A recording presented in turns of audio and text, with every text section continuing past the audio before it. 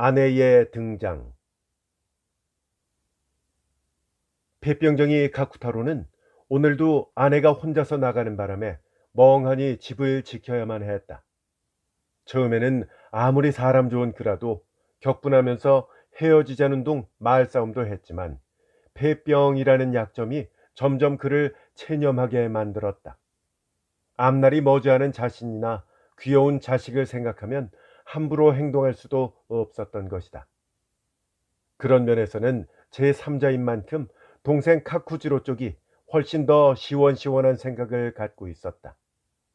그는 형의 처지를 답답히 여겨 가끔씩 자기 생각을 늘어놓을 때도 있었다. 형님은 대체 왜 그러세요? 저라면 벌써 옛날에 이혼했을 텐데요.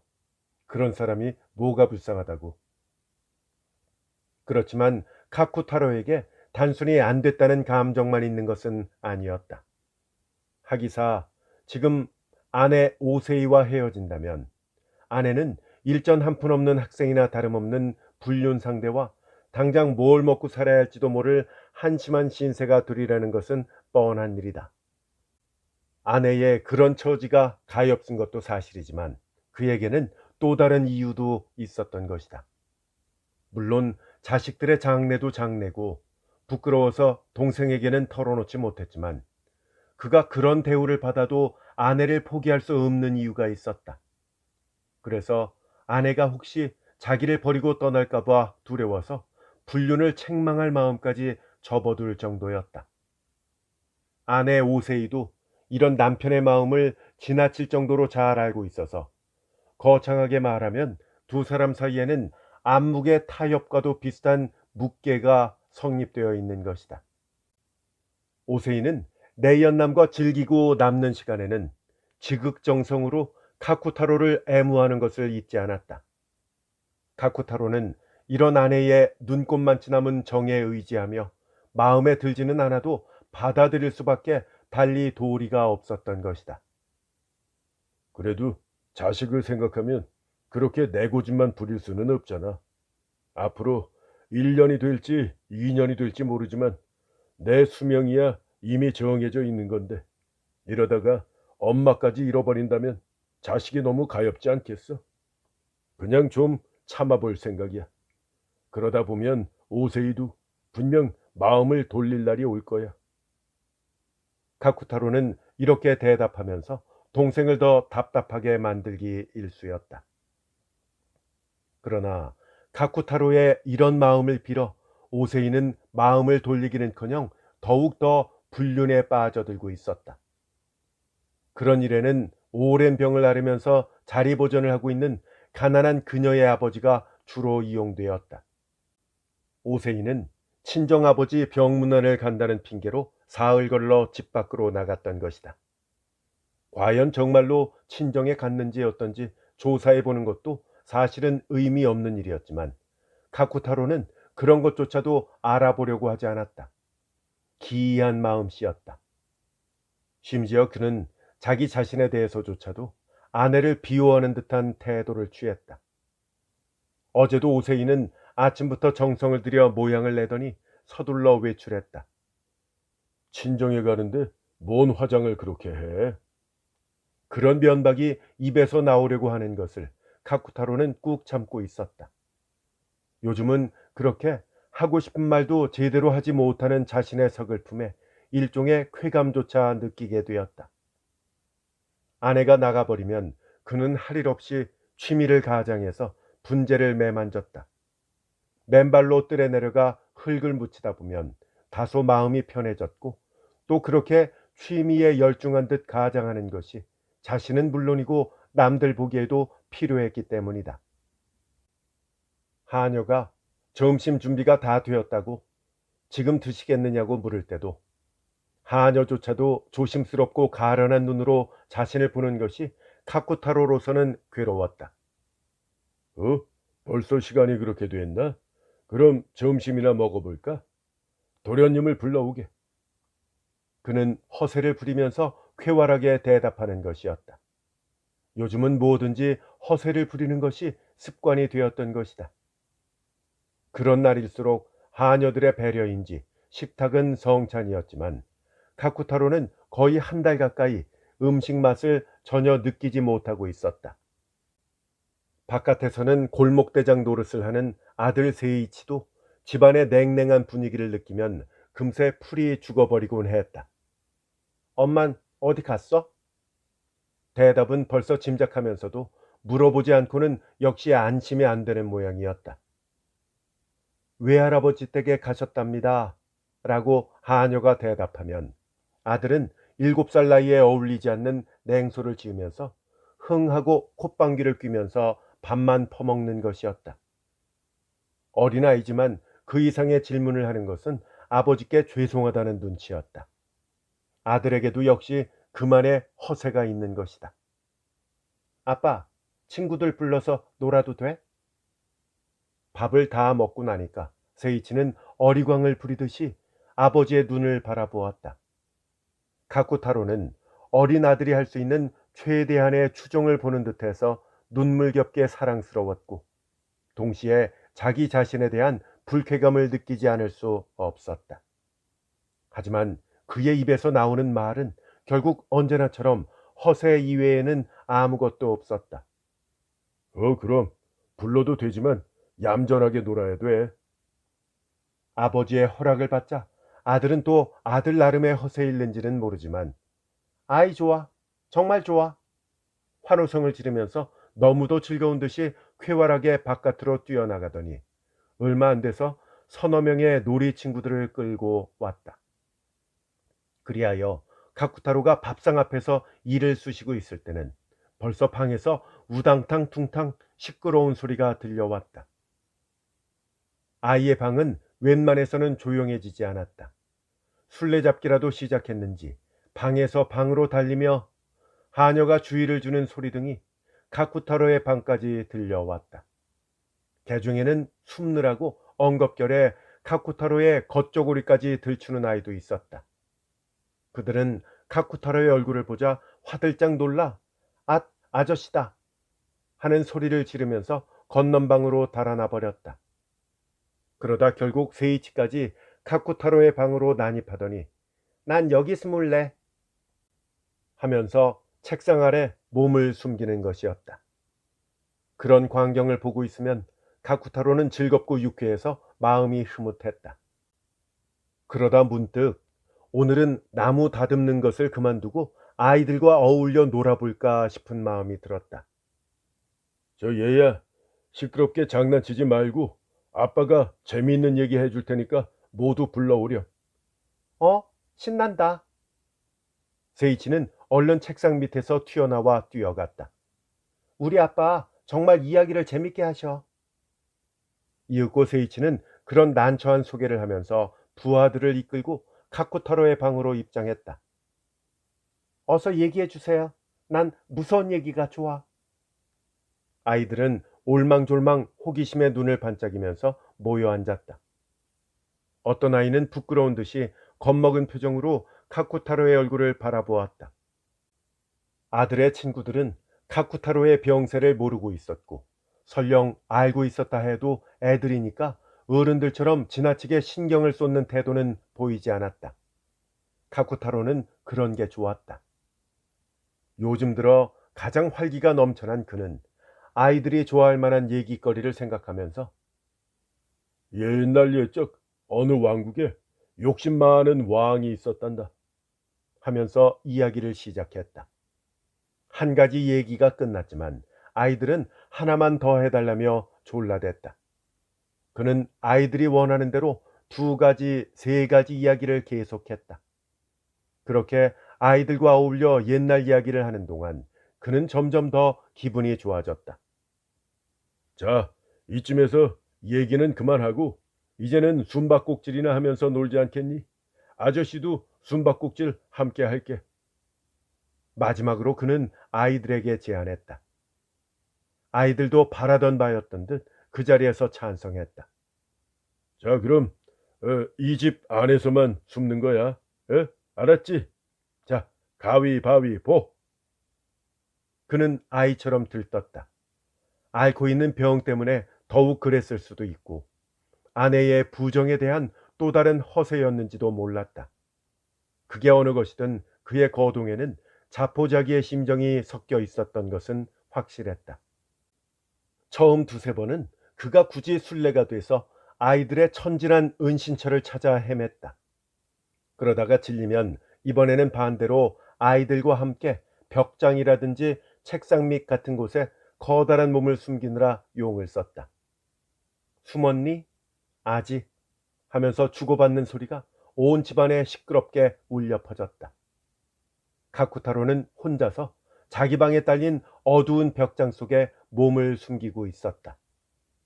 순례가 된 아이가 누구누구 내가 찾았다 하고 소리치면서 방방이 돌아다니고 있는 것이 희미하게 들려왔고, 덜어는 왁 하면서 숨은 장소에서 뛰어나와 순례를 놀래키는 아이도 있었다. 이윽고 모두가 발견되고 이제 남은 것은 카쿠타로 혼자였던 듯. 아이들이 다 함께 방이란 방은 모조리 찾아다니는 기척이 났다. 아저씨는 대체 어디 숨은 거지? 아저씨, 이제 그만 나오세요. 이러한 아이들의 목소리가 점점 벽장과 가까워졌다. 아빤 틀림없이 벽장 안에 있을 거야. 세이치의 목소리가 바로 벽장 앞에서 들렸다.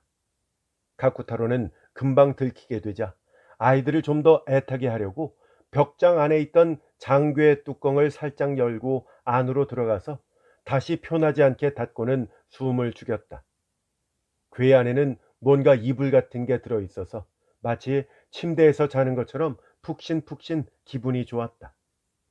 그가 괴짝 뚜껑을 닫자마자 곧 덜컹하고 벽장문 열리는 소리가 나더니 아저씨 찾았다 하고 외치는 소리가 들렸다. 여기 없네. 근데 좀 전에 소리가 났는데 쥐소리였나? 아이들은 소곤소곤 천진한 대화를 주고받았지만 아무리 살펴보아도 어두침침한 벽장 안은 고요하게 인기척이 없으니까 누군가가 귀신이다 하면서 소리를 쳤고 그 소리에 모두가 비명을 지르면서 우르르 도망가 버렸다. 그러더니 다른 먼 방에서 아저씨 이제 그만 나와요 라고 입을 모아 부르는 소리가 희미하게 들렸다. 그러나 아직도 그 주변에 있는 벽장문들을 열어보면서 찾고 있는 낌새였다. 조명 냄새로 가득한 어두운 괴짝 속은 기이하게도 아늑했다. 카쿠타로는 소년시대의 아련한 추억들을 떠올리면서 어느새 눈물겨워졌다. 이 오래된 장괴는 돌아가신 어머니가 시집올 때 가져오신 혼수 가운데 하나였다. 어린 시절 종종 이 괴짝을 배라고 생각하며 안에 들어가 놀던 일도 기억나고 다정했던 어머니 얼굴도 어둠 속에서 환영처럼 떠오르는 듯 했다. 그러다 문득 정신을 차려보니까 아이들은 이제 찾기를 포기했는지 사방이 고요했다. 한동안 귀를 기울이고 있자니 에이 재미없어 우리 밖에 나가서 놀자 하고 누군가가 시들하니 그렇게 말하는 것이 희미하게 들렸다. 세이치의 목소리였다. 그 소리를 끝으로 아들도 마침내 밖으로 나가는 눈치였다. 괴짝을 뛰쳐나가 초조할 대로 초조해진 아이들을 깜짝 놀라게 해줘야 되겠다고 생각하면서 덜컥 뚜껑을 들어 올렸다. 그런데 어찌된 일인지 뚜껑은 꿈쩍도 하지 않는 것이었다. 처음에는 그리 대수롭지 않게 생각했지만 같은 짓을 몇 번이고 되풀이하는 동안 문득 무서운 사실을 깨닫게 되었다. 이제 꼼짝없이 이 괴짝 안에 갇혀버리고 만 것이다. 장괴 뚜껑에는 구멍이 뚫린 나비 모양의 쇠장식이 붙어 있어서 그것이 아래쪽에 달린 쇠꼬챙이처럼 생긴 장식 속으로 들어가면 잠기게 되어 있는데, 조금 전에 뚜껑을 닫을 때 우연히 위를 향하고 있던 아래쪽 장식을 미처 보지 못하고 그대로 닫아버린 모양이었다. 옛날 장괴는 모서리마다 철판을 박은 지독스럽게 튼튼한 물건이었다. 금속으로 된 장신구도 마찬가지로 견고해서 병자인 카쿠타로는 도저히 어찌해볼 도리가 없었다. 그는 큰 소리로 아들의 이름을 부르면서 쿵쿵쿵 안에서 뚜껑을 두들겼다. 그러나 아이들은 이미 포기하고 밖으로 놀러 나갔기 때문에 아무도 대답하는 이가 없었다. 그래서 이번에는 있는 힘을 모아 하녀들의 이름을 연달아 부르면서 사력을 다해 괴짝 안에서 몸부림을 쳐 보았다. 그러나 재수가 없을 땐 뭘 해도 안 되는 것처럼 하녀들도 모두 어딘가에서 수다라도 떨고 있는지 아니면 자기들 방에 있어서 이 소리가 안 들리는지 역시 아무런 대답이 없었다.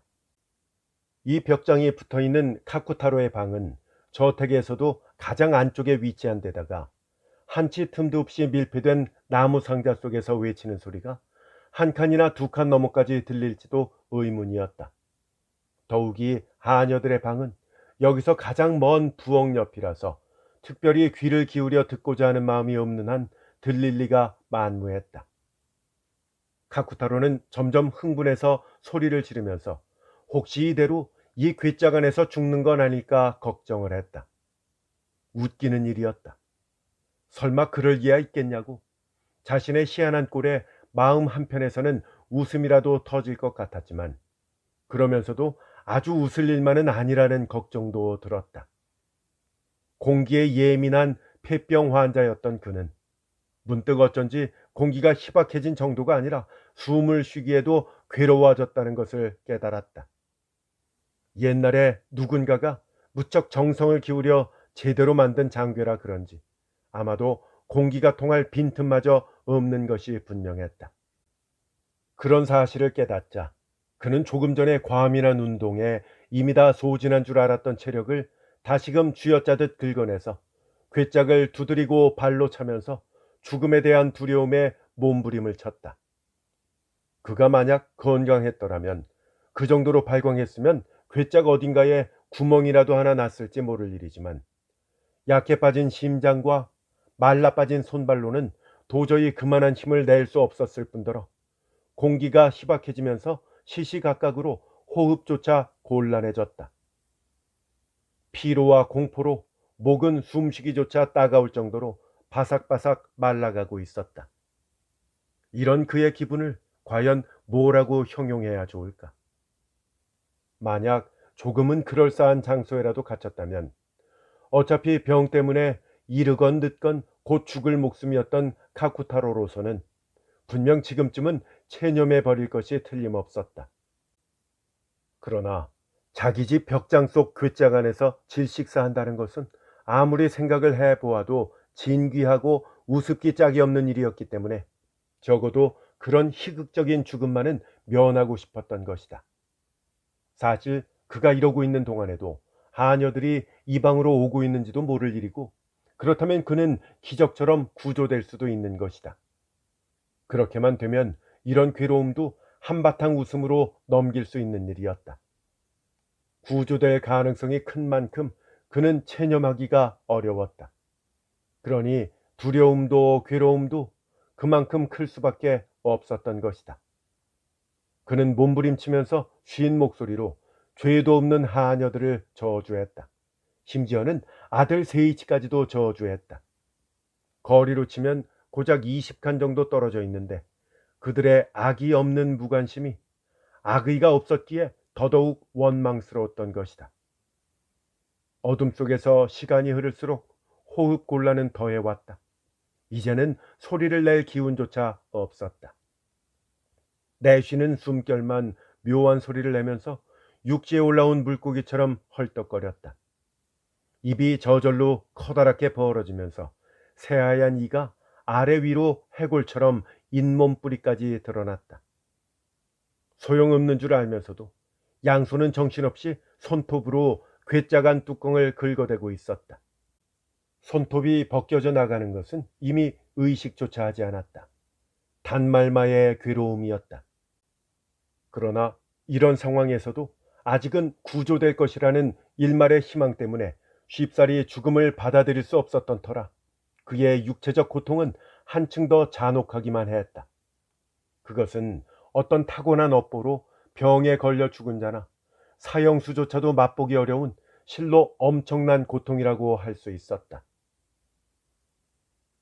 불륜을 일삼는 아내 오세이가 연인과 헤어져서 집으로 돌아온 것은 그날 오후 3시쯤. 마침 카쿠타로가 괴짝 안에서 최후의 희망을 버리지 못하고 가냘픈 벌레 같은 숨결로 단말마저 고통에 괴로워하고 있을 때였다. 집을 나갈 때는 거의 정신이 없어서 남편의 기분 따위는 돌아볼 여유도 없었지만 집으로 돌아올 때는 역시 뒤가 캥기는 마음을 어쩔 수 없었다. 여느 때와는 달리 활짝 열린 현관문을 보면서 최근 들어 삐걱거리는 부부 사이의 파탄이 드디어 오늘에야말로 온 것은 아닐까 하고 벌써부터 심장이 벌렁벌렁 뛰는 것이었다. 저 왔어요. 하녀의 대답을 기대하면서 불러보았지만 아무도 나와 보는 사람이 없었다. 활짝 열린 방마다 사람은 그림자조차 보이지 않았다. 무엇보다 못난 남편의 모습이 보이지 않는 것이 의아했다. 아무도 없는 거니? 다실로 들어가면서 조금 높게 불러보았다. 그러자 하녀 방에서 네, 여기 있어요 하는 다급한 대답이 들려오더니 낮잠이라도 잤는지 하녀 하나가 퉁퉁 부은 얼굴로 뛰어나왔다. 자네 혼자뿐인가? 오세이는 버릇처럼 발작이라도 일어나려는 심사를 간신히 억누르며 물었다. 저 타케시는 뒷뜰에서 빨래를 하고 있습니다. 그럼 주인 어른은? 방에 계십니다. 그런데 없으니까 내가 묻는 거겠지? 어머, 그러세요? 뭔 소리야? 자네 틀림없이 낮잠이라도 잤나 보구만. 그래서 되겠어? 도련님은? 글쎄요. 좀 전까지만 해도 집에서 노셨는데 저 주인 어른께서도 함께 숨바꼭질을 하고 계셨어요. 뭐라? 그 양반까지? 나 원참. 하녀의 얘기를 듣고는 오세이도 겨우 떨리는 마음을 가라앉혔다. 그럼 주인 양반도 바깥에 계시겠군. 자네가 좀 찾아보게. 계시는 것만 알면 되니까 부르지는 말고. 가시도 친 목소리로 명령을 내려놓고 자기 거실로 돌아온 오세이는 잠깐 거울 앞에 서서 제 모습을 비춰보다가 옷을 갈아입기 시작했다. 그리고 허리띠를 막 풀려던 참이었다. 문득 귀를 기울이니 옆에 있는 남편 방에서 벅벅 뭔가를 긁는 묘한 소리가 들려왔다. 여자의 직감이랄까?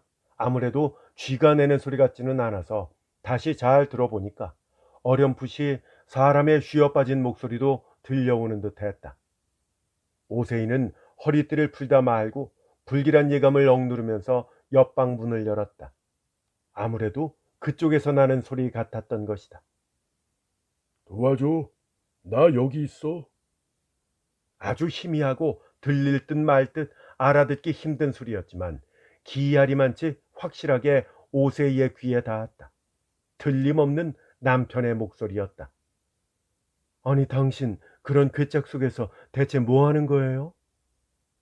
아니나 다를까 그녀는 깜짝 놀라서 괴짝 옆으로 달려가 쇠고리를 풀면서 물었다. 아, 숨바꼭질을 하고 계셨군요. 정말 유치한 장난을 다 하시고. 근데 어째서 이 자물쇠가 잠겨버렸답니까? 만약 오세이가 타고난 악녀라고 한다면 그런 본질은 유부녀의 몸으로 내연의 남자를 숨겨놓은 것보다는 아마도 이런 악행을 순식간에 떠올릴 수 있는 민첩함에 있었던 것은 아닐까? 그녀는 쇠고리를 풀어 뚜껑을 살짝 들어올리는가 싶더니 갑자기 무슨 생각이 들었는지 다시 본래대로 꾹 누르면서 재차 자물쇠를 걸어버렸다. 그때 카쿠타로는 아마도 그의 모든 안간힘을 다해 닫히려는 뚜껑을 열려고 애를 썼겠지만 오세이에게는 한낱 아주 나약한 힘으로 느껴질 뿐이었다. 오세이는 강제로 짓눌러 버리듯이 뚜껑을 덮어버렸다. 훗날 무참한 남편의 죽음을 떠올릴 때마다 오세이를 가장 괴롭혔던 것이 바로 이 뚜껑을 들어올리려고 안간힘을 쓰던 나약하기 이를 데 없던 남편의 손님이었다. 그녀에게는 이 기억이 피투성이가 되도록 뚜껑을 긁어댄 단말마적 풍경보다도 수천 배 더 끔찍하게 생각되었다. 어찌 되었건 괴짝 뚜껑을 본래대로 하자 오세이는 살그머니 벽장문을 닫고 서둘러 자기 방으로 돌아왔다. 그렇지만 과연 실제로 옷을 갈아입을 만큼 대담하지는 못해서 새파랗게 질린 얼굴로 장롱 앞에 앉아서 옆방에서 들려오는 소리를 지우기라도 하는 듯이 장롱 안 서랍들을 열었다 닫았다 하는 것이었다. 이런 짓을 하고도 내가 죄를 받지 않을까? 그것이 미치도록 마음에 걸렸지만 다시 곰곰이 생각해 볼 여유 따위는 없었다. 사람이 다급하면 이렇게 아무 생각도 안 나는구나 하는 것을 뼈저리게 통감하면서 그저 앉지도 서지도 못하고 허둥댔다. 그렇지만 나중에 생각해 보아도 비록 순간적으로 떠오른 그녀의 생각에 어떤 허점이 있거나 했던 것은 아니었다. 자물쇠가 저절로 잠긴다는 것도 알고 있었고, 카쿠타로가 아이들과 숨바꼭질을 하다가 잘못해서 장괴 속으로 들어갔다는 것도 알았으니 아이들이나 하녀들도 충분히 증언해 줄 것이 분명했고, 괴짝 속의 기척이나 고함 소리도 집이 넓어서 잘 들리지 않았다고만 하면 그뿐이었던 것이다. 엄연히 하녀들조차도 지금껏 무슨 일이 일어나고 있는지 아무도 모르고 있지 않은가? 물론 그렇게까지 깊이 생각한 것은 아니지만 오세이의 악독하면서도 예리한 직관이 무의식적으로 괜찮아, 아무 문제 없어 라고 속삭였던 것이다. 아이들을 찾으러 나간 하녀는 아직도 돌아오지 않았다. 뒤뜰에서 빨래를 하고 있다는 하녀도 집 안으로는 들어오지 않았다. 이럴 때 남편의 신음소리나 몸부림만 멈춘다면 모든 것은 감쪽 같을 것이다. 그녀의 머릿속에는 그런 생각만 가득했다. 그러나 벽장 안에서 끈질기게 들려오는 몸부림 소리는 거의 들릴락 말락 희미해졌지만 마치 심술궂은 태엽장치 마냥 끊어질 듯 끊어지지 않고 이어지고 있었다.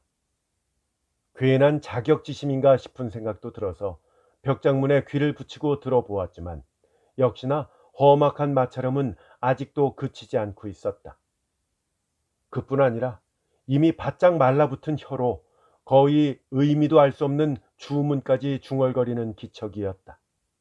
그것이 오세이에 대한 끔찍한 저주라는 것은 의심의 여지가 없었다.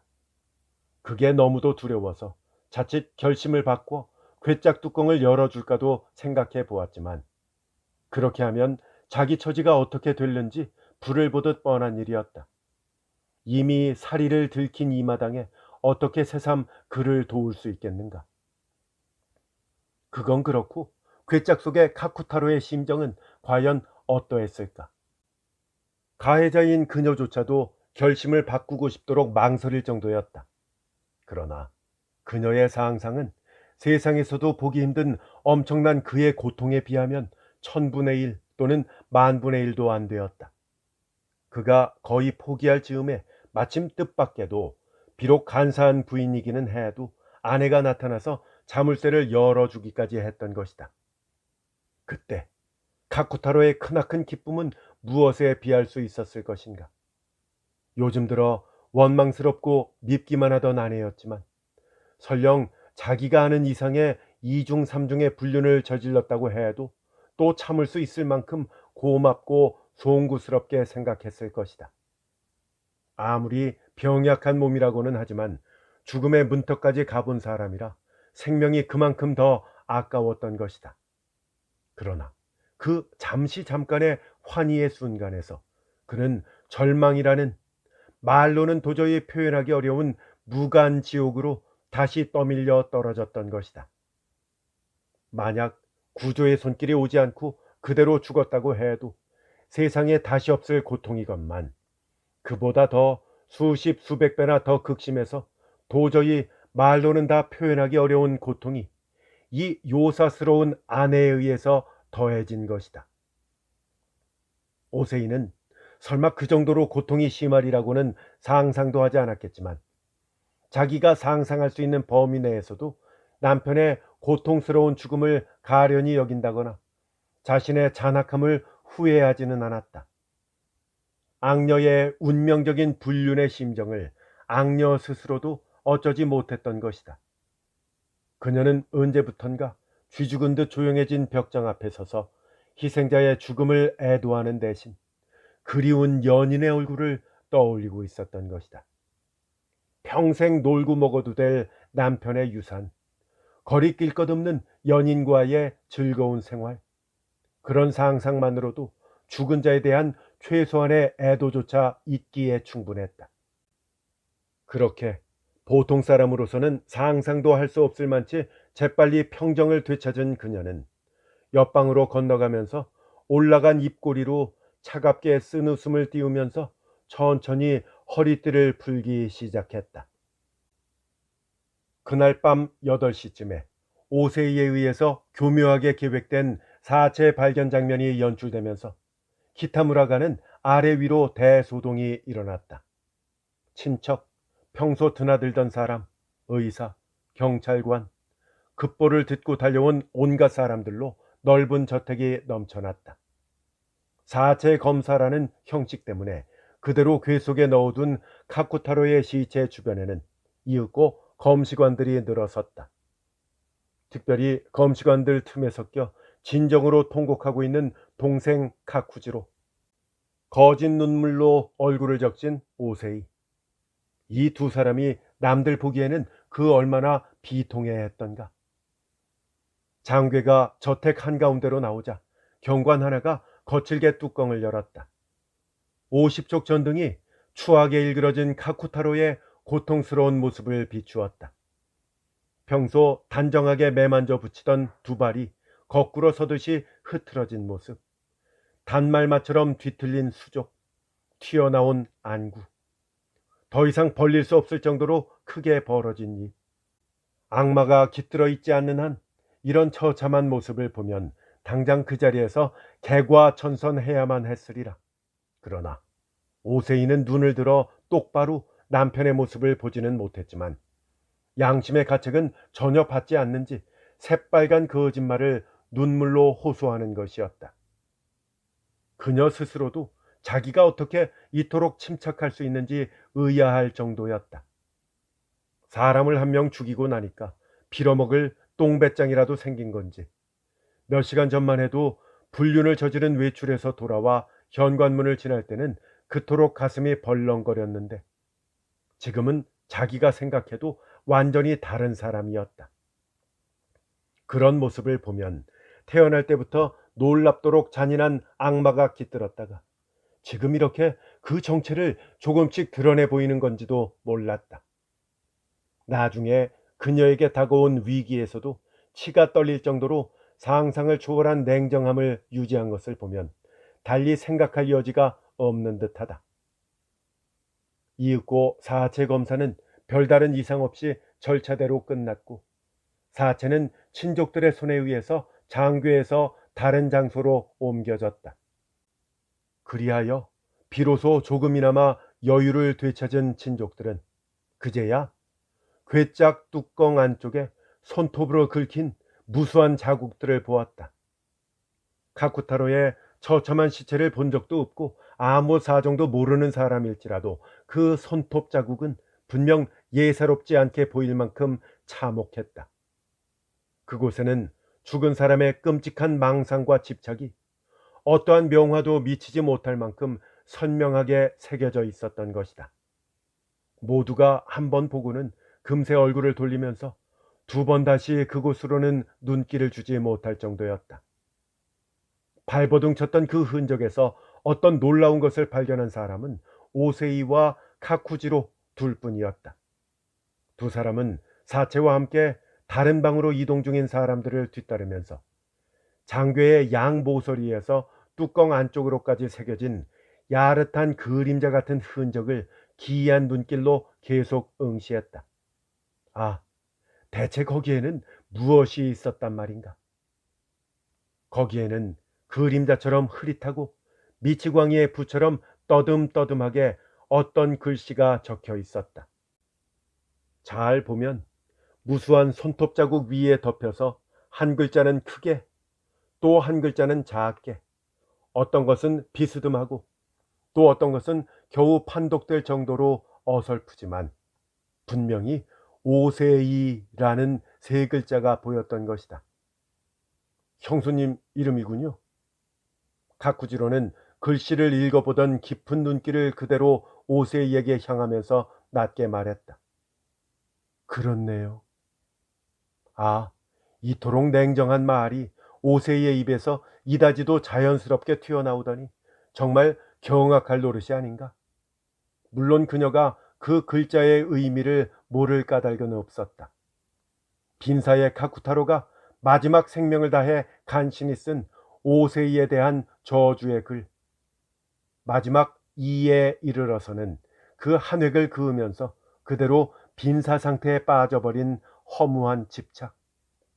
그는 그 이름에 이어서 오세이야말로 범인이라는 뜻을 얼마나 적고 싶었을까.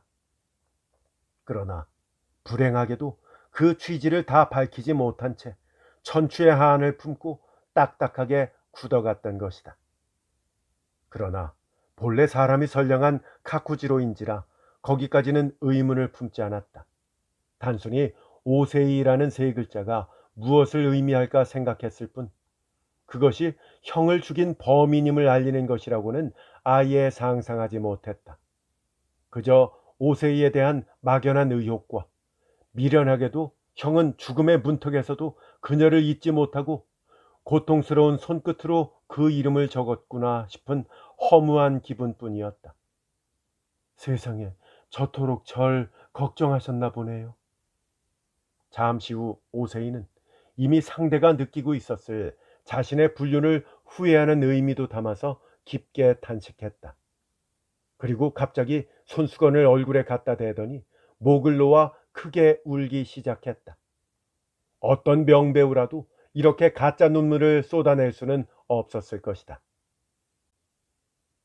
카쿠타로의 장례식이 끝나고 오세이가 제일 먼저 시작한 연극은 물론 거칠애뿐이었지만 내연의 남자와 관계를 끄는 것이었다. 그리고 온갖 수단을 동원해서 카쿠지로의 의심을 푸는데 전력을 다했고 그것도 어느 정도는 성공했다.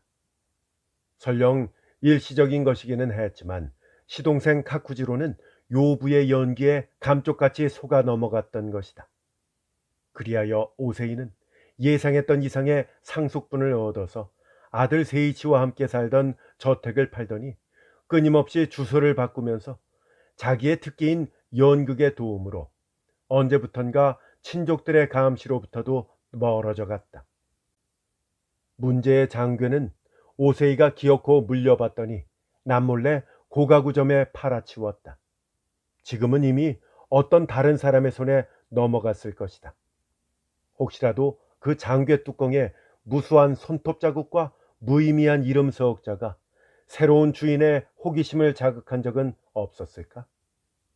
손톱 자국에 숨어있는 놀라운 집착에 문득 두려움이 생기면서 마음 한구석이 떨려오지는 않았을까? 그리고 또 오세이라고 하는 수수께끼 같은 세 글자를 보면서 새로운 주인은 과연 어떤 여인을 상상하고 있었을까?